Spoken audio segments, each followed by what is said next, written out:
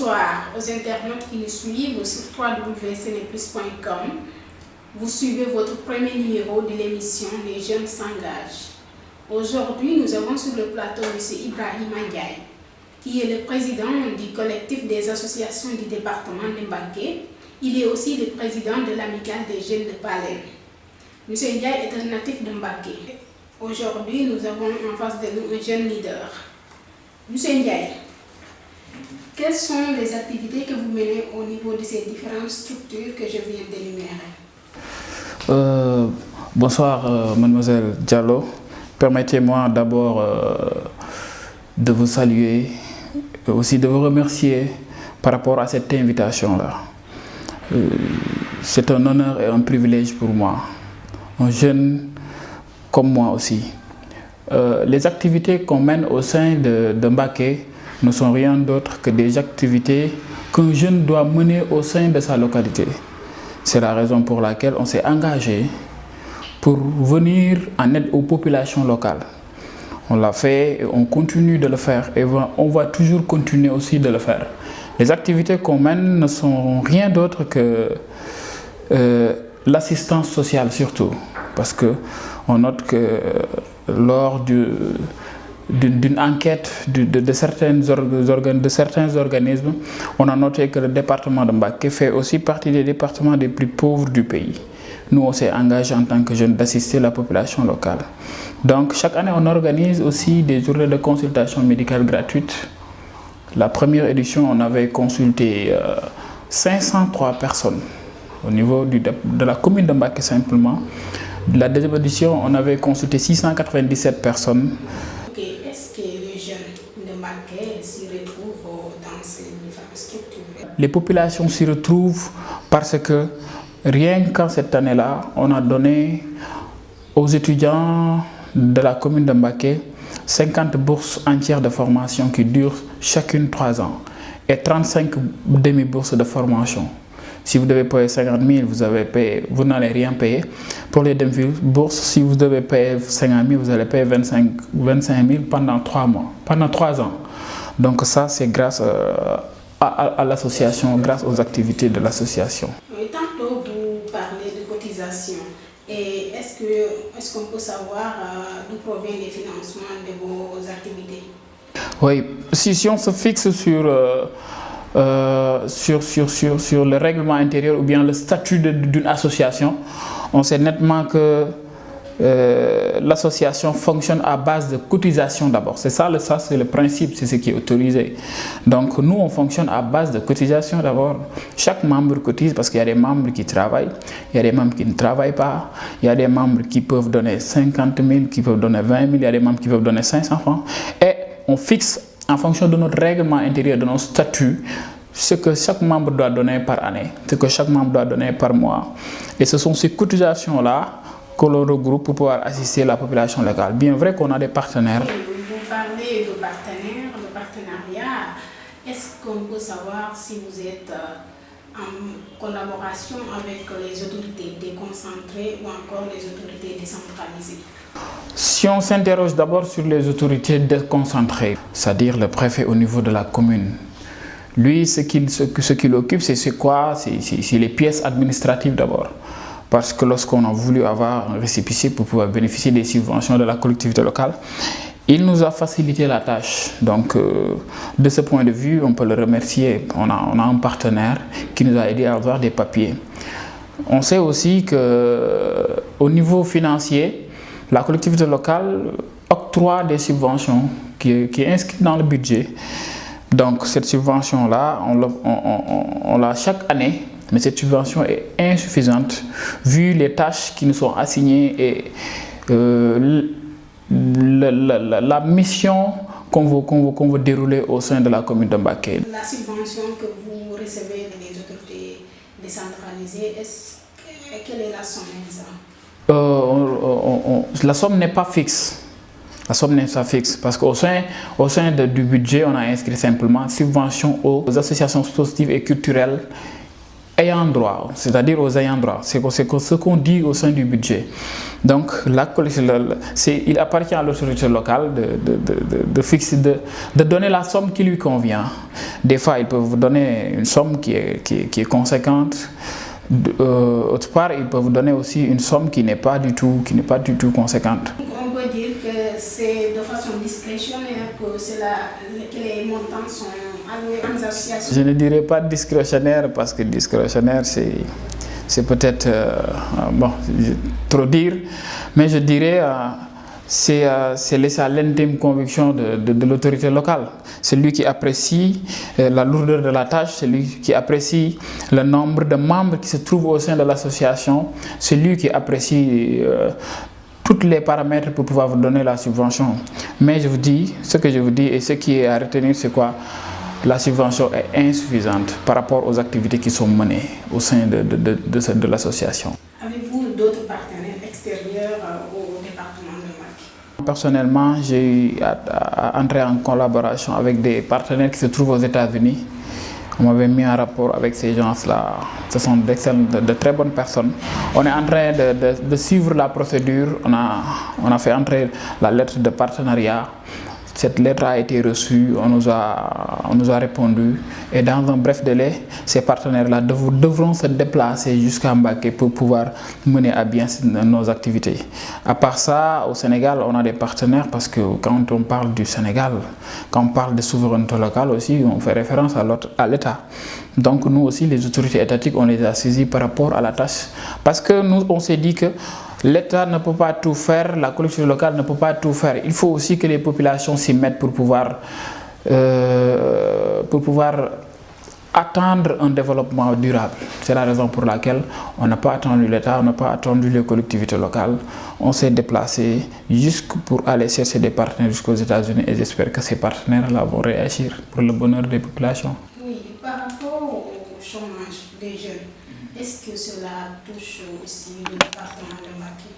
Effectivement, le département de Mbacké est un département très touché par le chômage. Parce que le problème est lié à la non-qualification et à manque d'éducation des fils de ce département-là. La non-qualification, c'est-à-dire beaucoup de jeunes ne pratiquent pas ou bien ne vont pas acquérir des connaissances pour pouvoir exercer convenablement les métiers professionnels. Aussi, au niveau de l'alphabétisation, beaucoup de jeunes qui sont à Mbacké ne sont pas instruits. Et ça constitue un blocage par rapport à l'emploi. Nous avons mis en place un projet pour remédier à ça. Parce qu'on sait que la collectivité locale ne peut pas tout garantir, la collectivité locale ne peut pas tout couvrir. On a mis en place un projet, une maison, une poubelle. Ce projet-là va employer au moins 50 jeunes. Et chaque jeune pourra avoir au moins 50 000 francs par mois. Parce qu'on a constaté que les ordures ménagères, les voitures de la collectivité locale ne peuvent pas chaque jour venir les ramasser. Nous, on a mis en place un projet pour pallier à ces éventualités-là et on va bientôt dérouler ce projet-là. Certaines associations avec les mouvements navétanes sont réputées de drainer de la violence. Qu'en est-il des vôtres? Oui, Mbacké est réputé être aussi un département très violent, autant pour moi, je le vois. Le mouvement navétane à Mbacké est très remuant. Il y a beaucoup de jeunes qui s'y adonnent. Et ce qui pousse à cela aussi, il faut savoir que Mbacké est le deuxième département, à Touba à côté. Touba, c'est la deuxième ville du Sénégal. Donc Mbacké fait partie des départements les plus peuplés au Sénégal. C'est la raison pour laquelle les navétanes sont pris avec sérieux par les autorités locales. Il y a beaucoup de violence au niveau de Mbacké. Vous êtes militant à l'APR. Pourquoi le choix de ce parti politique parmi tant d'autres? C'est que je me suis engagé au niveau de l'APR parce que j'ai vu un président jeune qui est né après les indépendances. Aujourd'hui, c'est son anniversaire. Je profite de l'occasion pour lui souhaiter une joyeuse fête d'anniversaire. J'ai vu un président jeune, porteur de projet, avec une vision qui est extraordinaire. C'est la raison pour laquelle je me suis engagé au niveau de l'APR. J'ai vu que c'est quelqu'un qui pourra amener le Sénégal très loin, vu son âge, vu sa vision, vu ses cibles aussi. Je me suis dit que je vais engager au niveau, à côté du président de la République. Aussi et surtout, lorsque je m'engageais, c'était un moment où c'était pas évident du tout, parce que c'était au moment de l'opposition, l'APR était au niveau de l'opposition. C'était pour lutter contre l'injustice qu'on faisait à l'actuel président aussi. Parce que vous n'êtes pas sans savoir qu'il a été victime de trahison, victime de choses qu'on ne peut même pas expliquer. Et c'est la raison pour laquelle je me suis engagé, lutter contre l'injustice, s'engager pour servir les populations locales, s'engager pour servir ma nation aussi. Risque-t-on pas dans quelques années de voir M. Ndiaye sous les couleurs de notre parti politique? Moi, je me suis engagé pour aider ma nation. Je me suis engagé pour aider la population du département de Mbacké aussi. Donc, rien ni personne aussi ne pourra me détourner de cette mission-là. J'ai une mission, c'est une mission sociale. Parce que la politique aussi, c'est là de bien gérer la cité. Il ne faut pas l'oublier. Donc, je me suis engagé réellement à assister la population locale. Lorsque cette ambition-là ne va plus m'animer, je vais quitter la politique. La politique, pour moi, c'est un sacerdoce, ce n'est pas une sinécure. C'est une chose sérieuse qu'il faut respecter. Il faut respecter les populations locales qui nous ont élus, de respecter les populations locales qui ont élu le président de la République.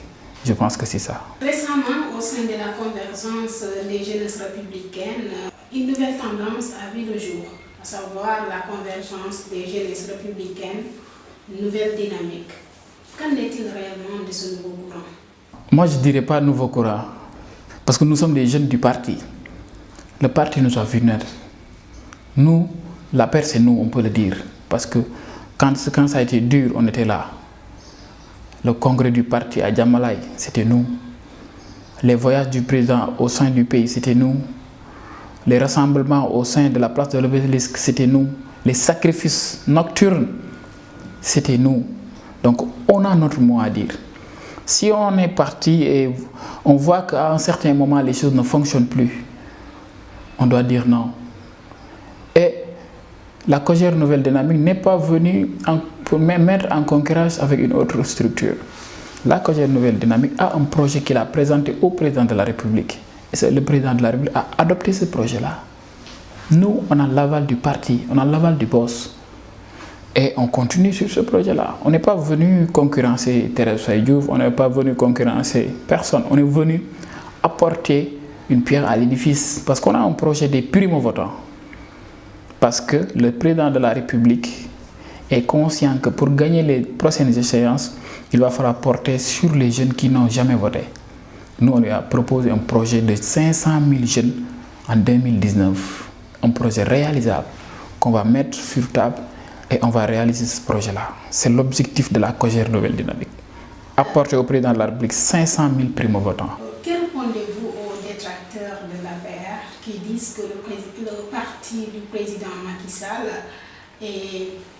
n'est pas structuré et que ce parti est tiré par d'autres partis et d'autres mouvements politiques?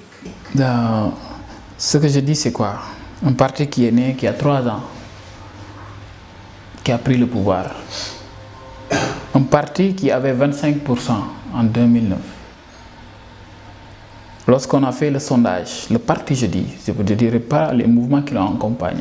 Lorsqu'on a fait le sondage, le parti s'est retrouvé avec 33%. Le dernier sondage. Je parle de chiffres, je ne parle pas de choses dont je ne maîtrise pas. Le parti s'est retrouvé avec 33%.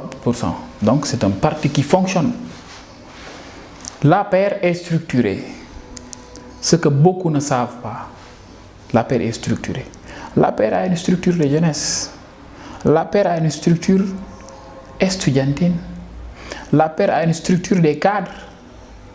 L'APR a une structure des sages. L'APR a un coordonnateur, un président qui est le président Macky Sall. Donc qu'est-ce qui ne va pas? Et chacune de ces structures-là a un président, a un coordonnateur. Qu'est-ce qui ne va pas donc? Est-ce que l'APR est bien représentée à l'intérieur du pays? Effectivement. Effectivement, l'APR est bien représentée à l'intérieur du pays. Si l'APR n'était pas bien représentée, Il y a combien de députés à l'Assemblée nationale?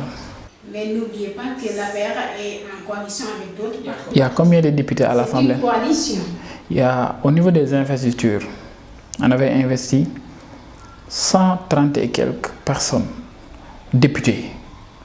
L'APR avait investi 97 députés. L'APR, je ne vous dis pas la coalition, l'APR avait investi 97 députés. Et ces 97 députés ont tous passé. Donc il y a une majorité pour l'APR. Le président a bien préparé la majorité de l'APR. Si les alliés, ce que je ne souhaite pas, parce qu'on vit bien au sein de la coalition Benno Bokk Yakaar, mais si cela ne se présente plus ainsi, l'APR pourra bien voler de ses propres ailes, parce qu'on travaille quotidiennement pour ça. On va passer au dernier volet de notre émission, c'est-à-dire la rubrique actualité. Avec l'affaire Khalifa Sall, on enchaîne tout droit vers le jugement auprès du tribunal correctionnel. Quel est le fait de cette affaire avec toutes ces péripéties qu'a vécu le député maire Khalifa Sall? L'affaire suit son cours. Ce que je dirais, c'est quoi? C'est que la procédure a été respectée. Je parle en tant que peut-être technicien du droit, mais la procédure a été respectée. Pas plus tard qu'avant-hier, les pro-Khalifa Sall voulaient déposer une caution que l'agence judiciaire de l'État a refusée. Et ce que je trouve normal aussi. Parce que si on se réfère à l'article 130, de l'article 133 à l'article 137 du Code de procédure pénale, on nous dit que M. Sall voulait mettre sous cautionnement ses biens immobiliers, ce qui est interdit par ce présent code et ces articles-là. Donc, l'agence judiciaire a jugé nécessaire que c'est de l'argent qu'on doit mettre en espèces, mais pas en nature. Et il y a un procès qui va être équitable. M. Sall va être jugé. S'il n'a pas fait ce qu'on lui reproche, il va rentrer chez lui. C'est terminé pour ce premier numéro de l'émission Les Jeunes s'engagent. Nous vous donnons rendez-vous au prochain numéro sur www.seneplus.com. Entre-temps, vous pouvez continuer la discussion sur les réseaux sociaux.